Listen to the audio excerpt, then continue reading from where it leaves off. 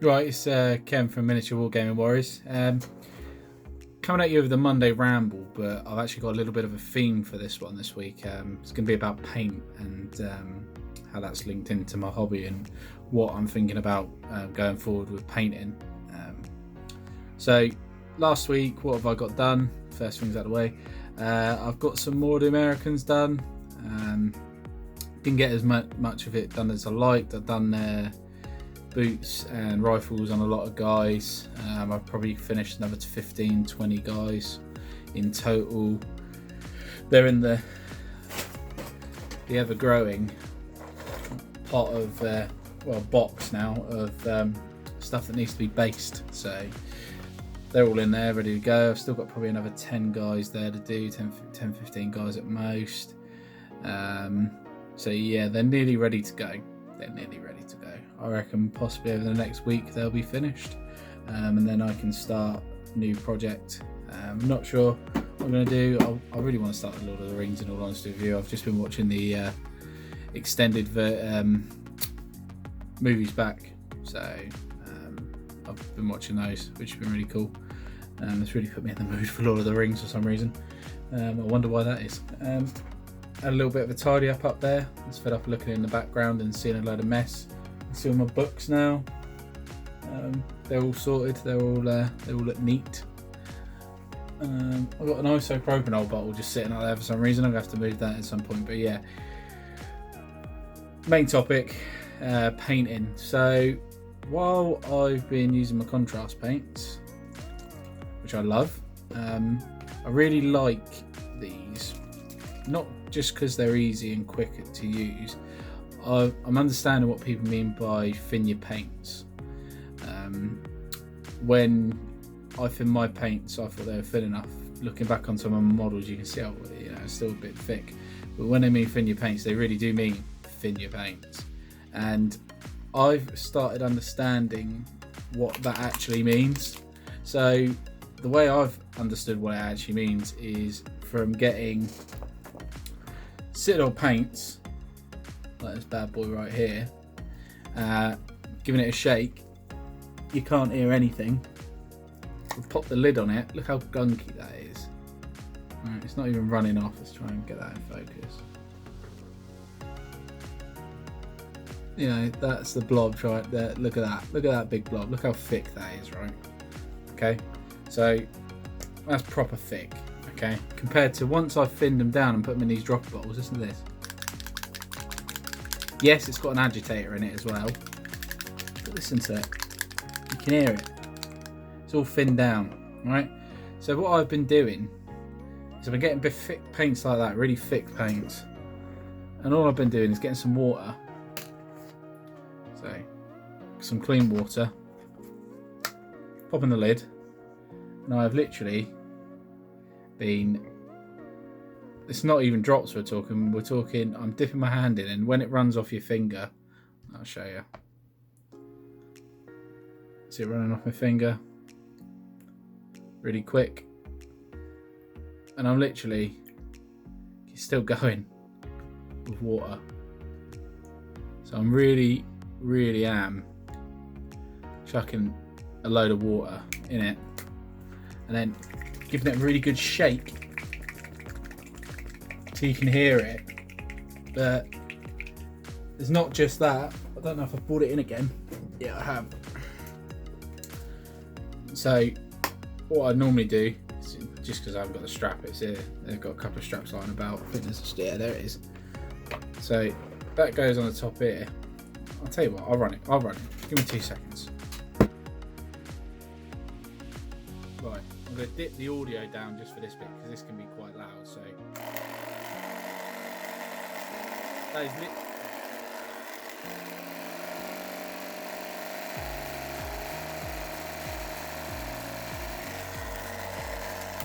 that's literally shaking the bottle up, yeah? Right, and I can already tell, because I've done this enough now, that this is still quite thick, okay, because the noise it's making. So if I shake that again, and have another little look. Right, it's thinner. So it is thinner. You can see it's thinner, but it's not as thin as I would like it, right? So you can consistency I want is thinner than that. So back in with more water I go.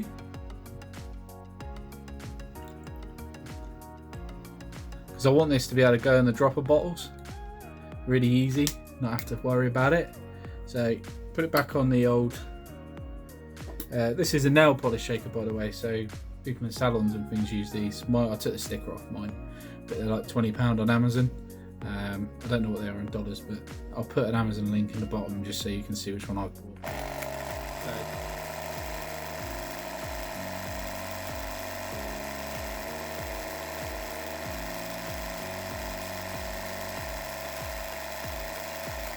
Right, there's that. And you can already hear the paint. It's really shook up. Yeah. So let's have a look. See that? That's so much better. Yeah, you see it dripping off. That paint's really thin now, but still one more trick. If it's still too thick and you can't seem to get it to mix properly, got the stainless steel balls here from MIG. So normally what I tend to do is I'll put one of these in the dropper bottle pot, and then so it's ready for the paint when it's in the dropper bottle. But what you can do again is I still think that's a bit too thick for what I want it, consistency. So I'm gonna put some more water in it. But I've put the pin in here. Sorry, not the pin. The stainless steel ball bearing in there as well. So I'm gonna let this do some shaking.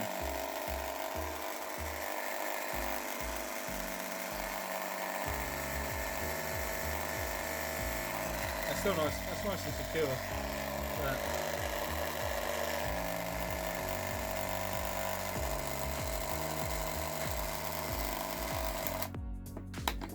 But it's nice and secure,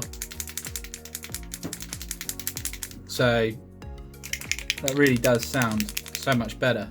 So after all that, what I tend to do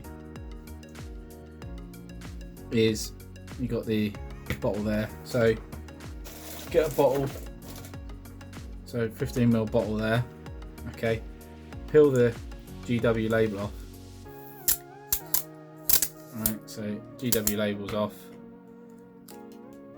And then literally a case of wrapping it around the new bottle, ready to go. You know, sometimes you get like little bits of overhang like that, but that's easy enough sorted out. You just get a pair of scissors. All you really want is the actual name, but I'll deal with that in a minute. But the main point is getting this paint into this dropper bottle. So I'm even going to do this crazily. See if I can find one. Oh, where have you gone?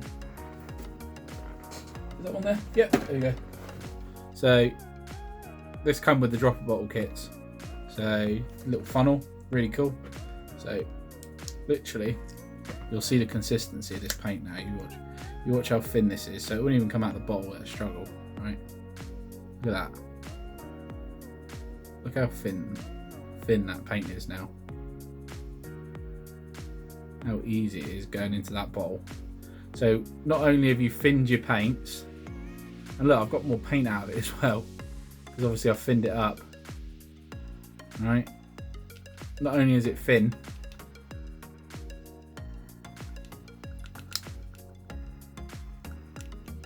alright, you can really, when they're like that, you know, I'm not fussed that that bottle's full. It's got 15ml of paint in it.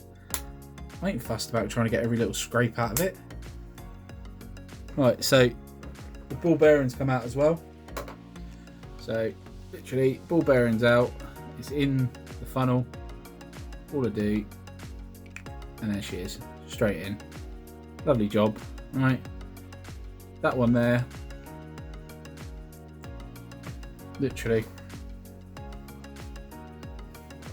So literally all I've done is I've put, because I'm going to clean out this paint water anyway in a minute. Literally that's just gone into some water to soak, and what I do is I get a top, pop it on there, pop it on the actual bottle itself.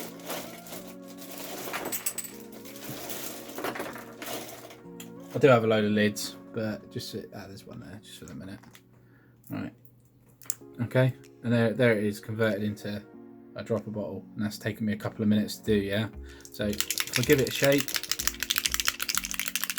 okay, all right, and you watch how easy this paint comes out and how thin it is. This is now what I'm going to be painting right?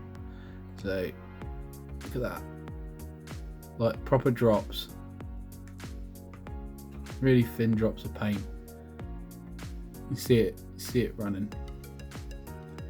So that's that. Look at that. Look at that consistency compared to like the really thick stuff. You know, I could use loads of that. That's just like a couple of drops. It's like 3 or 4 drops of paint. I'm literally covering it like that.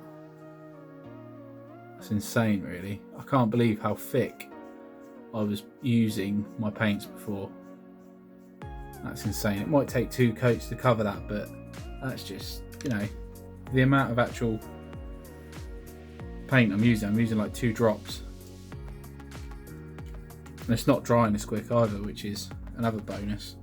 But that's another one decanted into a dropper bottle, which is sweet as a nut, because that is the plan. I've still got like, I've got absolutely shite loads of these to do.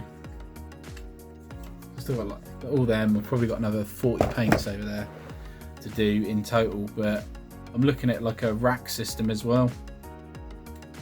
So I'm not sure how I'm going to do it yet, because I've got 2 PC monitors on my desk, so I'm a bit restricted for room. So I'm gonna have to try and find a way of having all my paint. I like to have all my paints on my desk, so if I can get a way of displaying it all, that'll be sweet. I'm looking at some of the TT Combat stuff, but if you guys know any stuff, paint racks that you'd recommend, if you stick them in the comments, that'd be really, really handy. Just so I can have a little look. I've seen a few, like I say, the TT Combat stuff.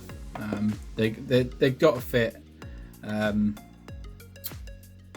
You know, I've got Vallejo. See, these Vallejos, right? I thought these were really thin as they were. I'll tell you what, they're not.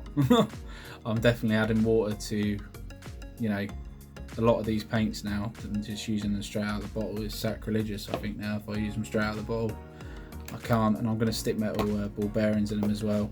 But that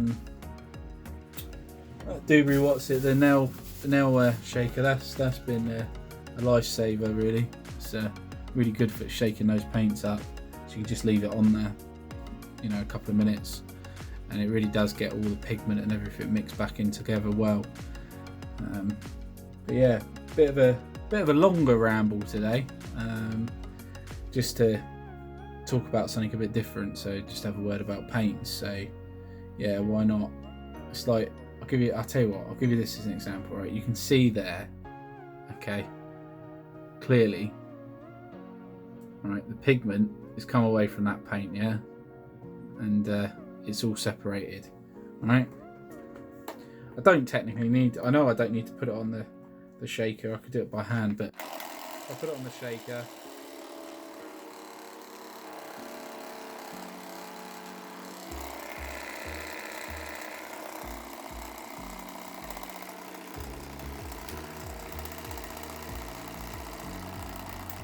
Right, let it do its thing. Right, paint mixed. I know that's mixed. I can prove it as well. So, paint on there.